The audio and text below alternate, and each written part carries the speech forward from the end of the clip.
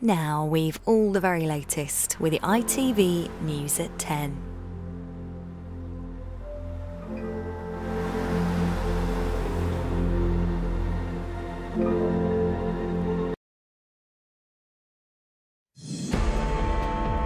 The world of football mourns the passing of Sven Erikson. England's first foreign manager dies from pancreatic cancer. The golden generation he inspired said his style was like no other. He would just be very calm and precise in what he wants and how to implement it. And that was key for me, to be honest with you. His former captain, David Beckham, called him a true gentleman to whom he will be forever grateful.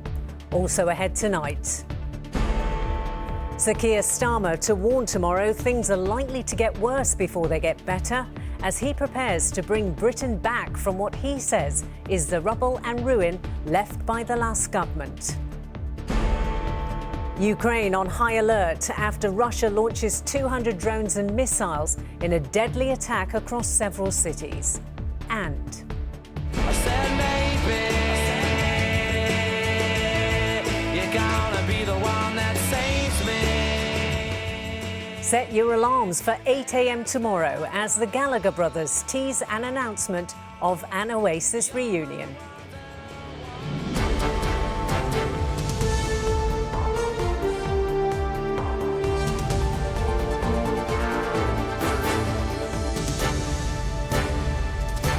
This is ITV News with Sameena Ali Khan. Good evening. Passionate, caring, calm and a true gentleman. Just some of the tributes that have been paid to the former England manager Sven Erikson, who has died at the age of 76.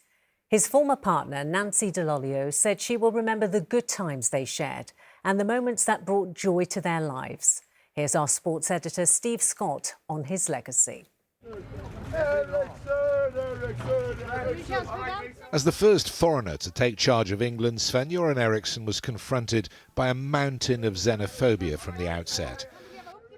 Terry Venables and Bobby Robson had been the popular choices to replace Kevin Keegan, so the Swedes' unveiling proved uncomfortable. I can't do anything about it. I'm a Swede and that's it. I've been offered the job and here I am. So the only thing we must hope is that we're going to play good football and do good results. Erikson soon turned the tide when, helped by his choice as captain David Beckham, he steered England to the World Cup in Japan and South Korea. But it was a campaign that ended in the quarter-finals against the eventual winners Brazil. Emil Heskey was a mainstay in Eriksson's England squads.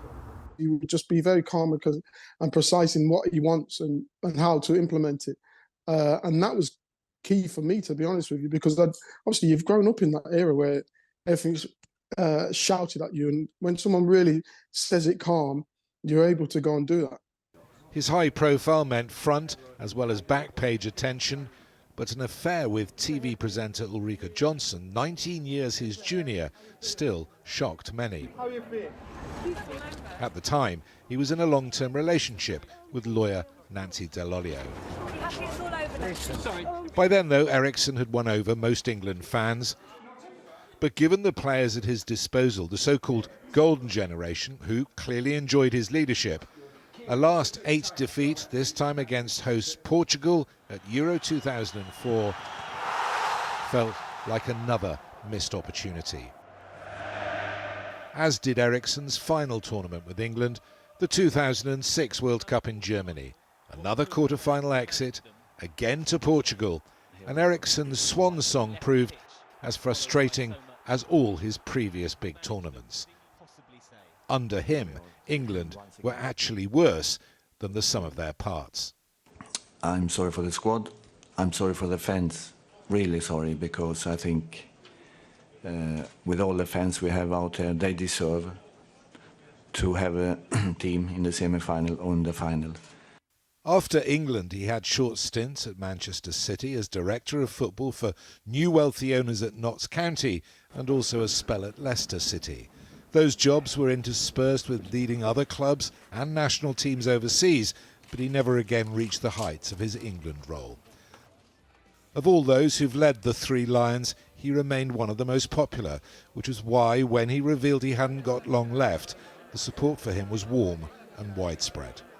I have no pain, but I know it's there. One day it will take you. Before that day, live. The noise when Sven and the players come out is going to be absolutely incredible. A Liverpool fan, Erikson was invited to manage an all-star legends team earlier this year, an enduring ambition finally fulfilled. In one of his last interviews, he reflected, "Don't be sorry, smile." Sven-Göran Eriksson certainly followed his own advice on that very special day at Anfield.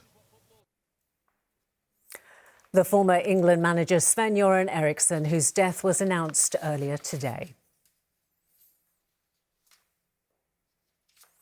Now, when the Prime Minister delivers a major speech at Downing Street tomorrow, don't expect there to be much to cheer about. Labour has already said Sir Keir Starmer will warn things will get worse in Britain before they get better. And he will level the blame for that at the Conservatives, who dispute this claim. This evening, more details have been released, and our political correspondent Charanpreet Kaur is here. Charanpreet, what can we expect from this speech? Well, Sameena, the Prime Minister is set to say that when Parliament returns next week, it won't be business as usual because of the scale of the challenge that his government has inherited. Now, the format of his speech will be unusual in itself. He'll be talking to about 50 members of the public in the Downing Street Rose Garden, including teachers, apprentices and nurses. But as you say, his message will be bleak. I'm not sure how many of them will want to hear that things are going to get worse before they can get better. Perhaps he's hoping that the setting will soften the blow. He's set to tell the audience that they're invited to the Rose Garden to show that decent, hard-working people belong there, and that a garden and building once used for lockdown-breaking parties are now back in your service. But, Sameena, there's another reason that the Labour government is keen to keep pointing the finger at the Tories, and that's to pave the way for what might be an unpalatable autumn budget. Now, before the summer recess, the Chancellor, Rachel Reeves, said that she'd uncovered a £20 billion hole in the public finances, and she blamed Tory mismanagement for her decision to scrap winter fuel payments for millions of pensioners. But the Conservatives say that that was actually down to what they call bumper payouts to public sector workers like junior doctors and teachers. Some of those could be in that Rose Garden audience tomorrow. It will be for them to decide if Starmer's promise to put them at the heart of his government's decision-making will balance out what could be potential tax rises to come. Charanpreet, thank you very much. Ukrainians across the country have been put on air raid alert and told to take shelter after Russia launched a massive drone and missile attack on several cities. It is the biggest bombardment since the invasion began in 2022. 6 people have been killed and dozens more wounded. President Zelensky has pleaded with allies for help as the Kremlin warned there is more to come. Martha Fairley reports. The Russian bombardment began overnight and continued into daybreak. This video posted on Telegram claims to show a suicide drone being used to attack a Ukrainian armed forces communication tower. But much of the damage done by the combined drone and missile attack was to civilian infrastructure, power and water supplies. In Odessa, residential buildings, outbuildings and vehicles were destroyed. 3 children were among the 7 injured. Strikes hit towns and cities from Kharkiv in the east to Lutsk in the west, killing at least 4 people, including 1 here in Dnipro. Ukraine's president confirming that most regions had been hit. Dear Ukrainians, we are currently dealing with the consequences of the Russian attack across the country. It was one of the largest strikes, a combined one, more than 100 missiles of various types and about 100 Shaheds. And like most previous Russian strikes, this one was just as vile, targeting critical civilian infrastructure. This is the biggest attack by Russia in weeks and one of the largest since the start of the invasion in 2022. It comes as Ukraine continues to report making advances in its cross-border offensive into the Kursk region. The Kremlin has promised an appropriate response.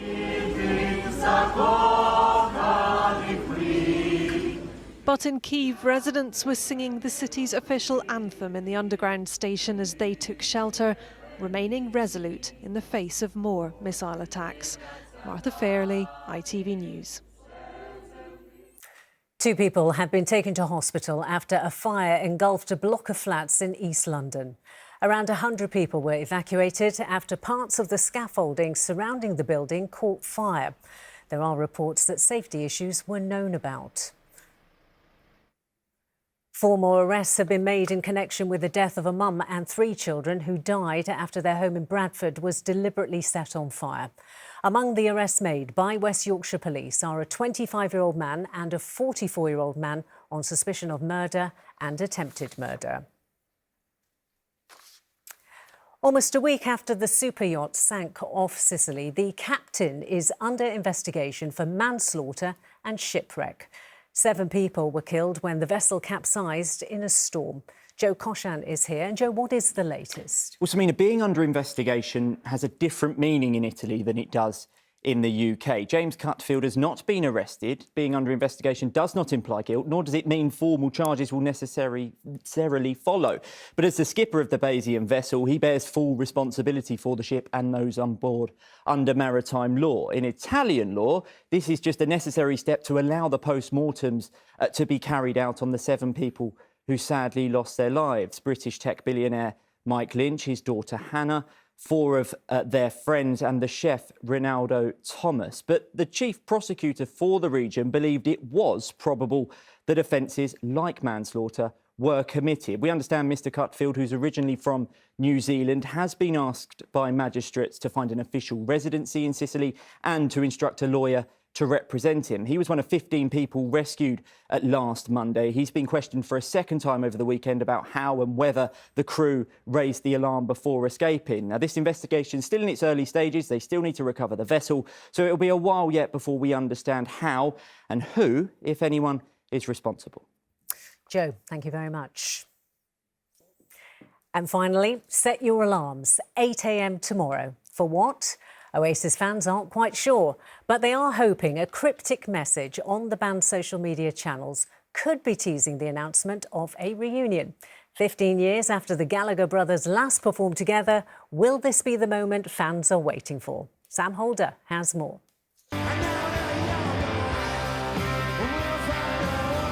The Gallagher brothers on stage for one of the final times. The tension, resentment, etched on both their faces. A month after this gig in 2009, Oasis were no more. And so it seemed for the past 15 years. Until this cryptic video was posted by Noel, Liam and the official Oasis social media accounts, written in the style of the band's logo. It would be a fantastically amusing disappointment if it's just like a new T-shirt had come out, wouldn't it? After all this. But it's obviously the show, isn't it? Over the past 15 years, rumours of a reunion have come and gone. The Gallagher's relationship is notoriously stormy, but recently there seems to have been a warming of relations, or a gentle goading, depending on interpretation. You know, I think we were a proper band, and I think we need a good band like that. You know? Ball's in his court, man. I dare you to call me, and you won't call me, because if you do call me and I go, actually, that's a good idea, actually, that might work, then you've got to be in the same room as me. Clearly, someone has made a call. For many young fans, their only option until now has been cover bands. We see people at our shows, 14, 15 years old, right at the front of our shows, singing every single word. For them to go and experience Oasis in the flesh would be fantastic.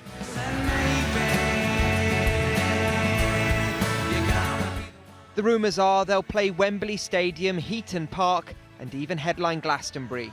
Yes, we've heard it all before, but this time it seems no one really has a doubt. Sam Holder, ITV News. And that's all for now. The national and local weather forecasts are next from the team. Good night.